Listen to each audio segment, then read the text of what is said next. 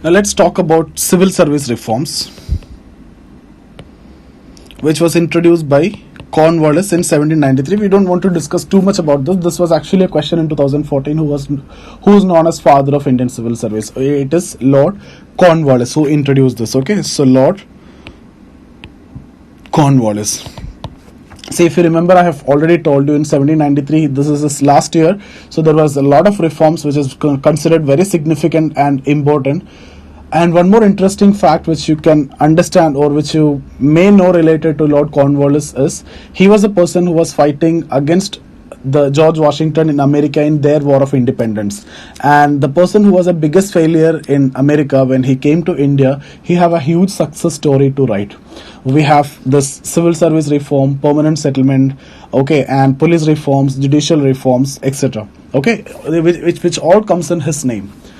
So civil service reform, he introduced civil services, Lord Cornwallis, in 1793. But remember, this was introduced and not through any open competitive exam, and no Indians are allowed to participate in this. No Indians were allowed to become civil servants. So we have, just before we have done a discussion on Charter Act of 1833. Under Charter Act of 1833, which is going to happen after 40 years, exactly after 40 years, there was a provision that no discrimination should be made in the recruitment of civil services on the basis of sex, color, creed, place of birth, etc. So through that, Indians were able to enter into civil services after 1833 Charter Act because of that provision. But the exam obviously will be very tough, and it will be conducted in England, and it will be in their favor, their subjects and their philosophies. Okay, so everything is related to them. But still some Indians were able to crack the exam. So the point is, civil services were introduced not through any open competitive exam and not for Indians. Okay, next we'll quickly discuss about police reforms. Police reforms, that was also in 1793. Just before, I've told you the power of policing was actually enjoyed by zamindars till then, right? So zamindars were desperate to become zamindars because they used to enjoy the power of policing, and that's the reason why they quote unrealistic amounts during the time of bidding process in quinquennial settlement. Okay, that discussion is anyway over. So here, police reforms, 2 points is what you need to remember. Police officials were appointed. Okay, so police officials were appointed. Police officials were appointed.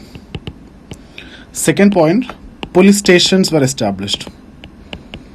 Police stations were established. Okay, so police officials were appointed, police stations were established, and the police stations were headed by Daroga.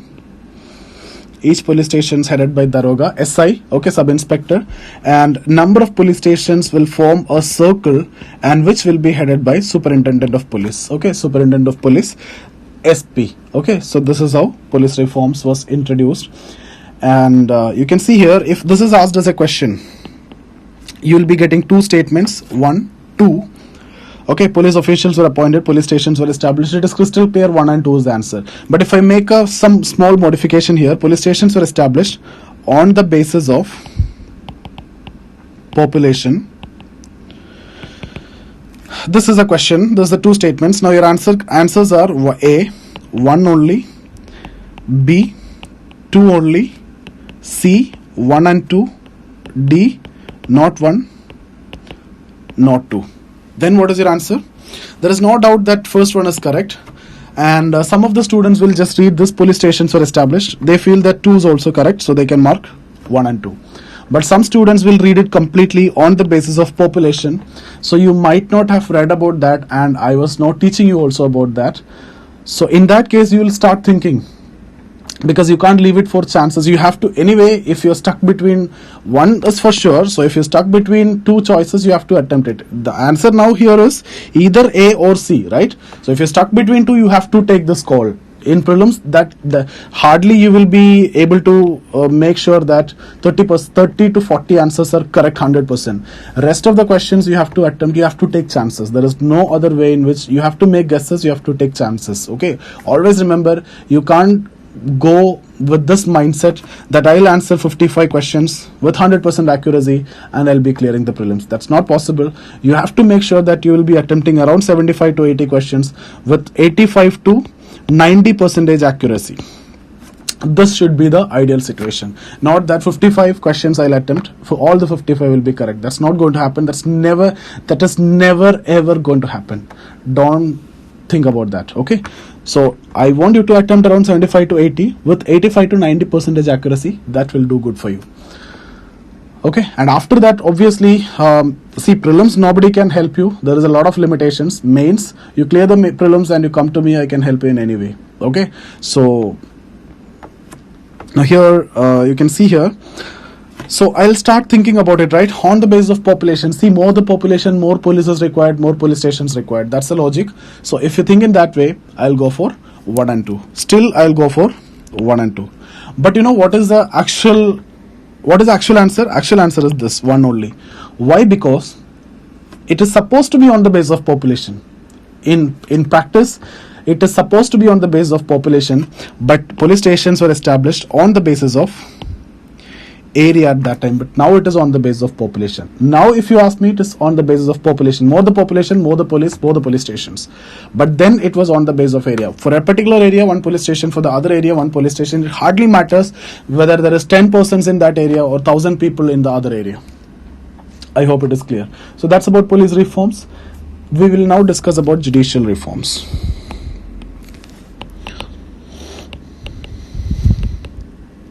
Judicial reforms. Now see, this judicial reforms is also known as Cornwallis Code. So if you get this question on Cornwallis Code, then also you need to write the same thing, the Cornwallis Code. Okay, so there are some changes in the structure as well as the law. The structure was like this. The lower level, there was Munsif Ki Adalat, and above that there was a court of registrar. Above that you have a district court, and then there were two types. Okay, there are two types of cases which we have discussed. See, many of the things I have already discussed. I have done around hundreds of videos. I have seen many students are asking about the playlist. I don't know about that. Hundreds of videos I have done. I have done hundreds of videos in quantitative aptitude. I have done again hundreds of, around 50 videos in history. I have done in economy. I have done in almost all the topics. So it is impossible for me to create a playlist. Okay, I don't know where is it, but you have to see that videos. You can just search whatever topics you need. You'll be getting my videos for sure. Warren Hastings Study IQ, if you search, you'll get that. Lord William Bentinck Study IQ, if you search, you'll get that. Every videos you'll get that, which is done by me. Okay, so there are two types of cases. Civil case, that's why because I have done all these videos, that's why I'm referring it to the previous videos, because most of the content I cannot discuss now when I'm focusing on this 100 important concepts. Okay, so there will be civil cases which will be in Diwani courts. So there will be Diwani courts and there will be circuit courts. So circuit courts are for criminal cases, and this is for civil cases. Okay, so these are moving courts. Circuit courts are moving courts. These are fixed courts.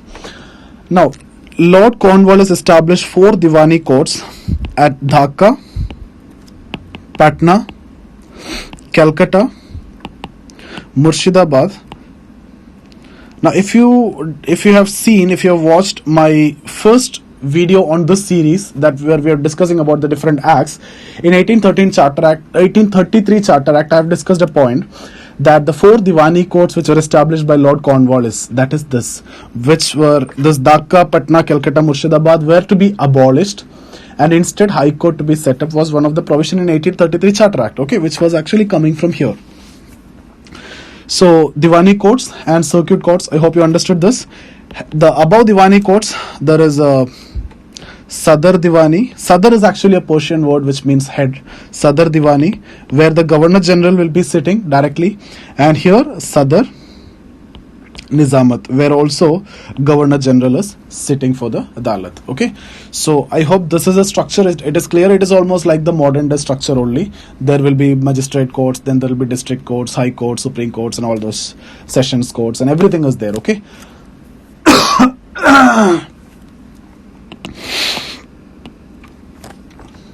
what are the changes introduced in law?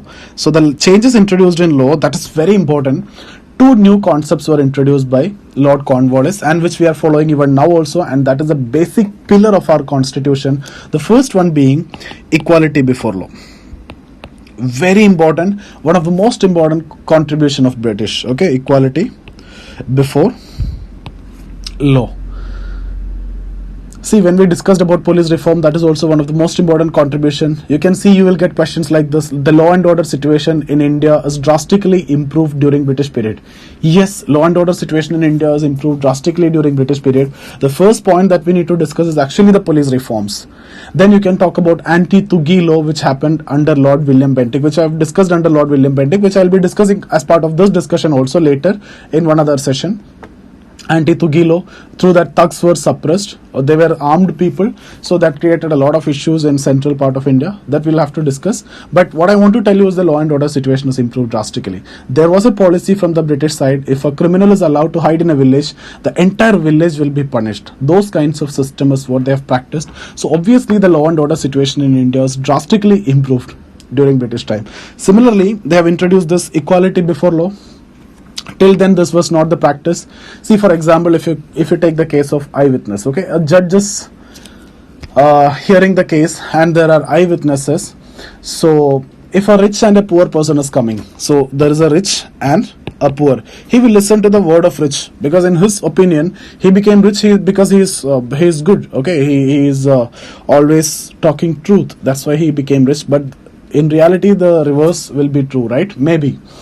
Similarly, an upper caste and lower caste is coming, he will be listening to the word of upper caste. Okay, well, there is no equality between two sections. There may be a Muslim and a Hindu, so he will listen to the word of a Muslim. And similarly, male and a female, he will listen to the word of male. Okay, and there was an interesting theory related to this. What they claim is the female is having less memory power compared to male, and one male is actually considered as two female. So one male witness is equal to two female witness. That means if a male witness need to be overcome, if you need to overcome a male witness, you need how many female witness? Not two, three. Two will be equal. So to overcome you need three female witness. And this all comes from Mughal tradition, maybe that patriarchal system and everything. Okay, we'll not get into that now. So what I want to tell you is they have introduced equality before law. Now male or female, a young and an aged, even a kid can come and give an eyewitness statement in the court, and which will be considered equal to a normal eyewitness statement. So that is considered as very important contribution of the British, equality before law, one of the most important pillars of our constitution. Second point that I need to discuss is rule of law. So they have introduced a rule of law. That means everybody have to work within the law. Nobody is above the law. Even the Governor General also have to work within the law. They have to follow the law. There is a procedure and you have to follow the rule completely. So these two are very important and two important contributions of British. You cannot miss this. So what all things we have discussed today? We talked about permanent settlement, Riotwari settlement, Mahalwari settlement, police reforms, civil service reform, judicial reform. There is a possibility of getting questions in prelims as well as in mains from these areas. So I hope this is clear for you.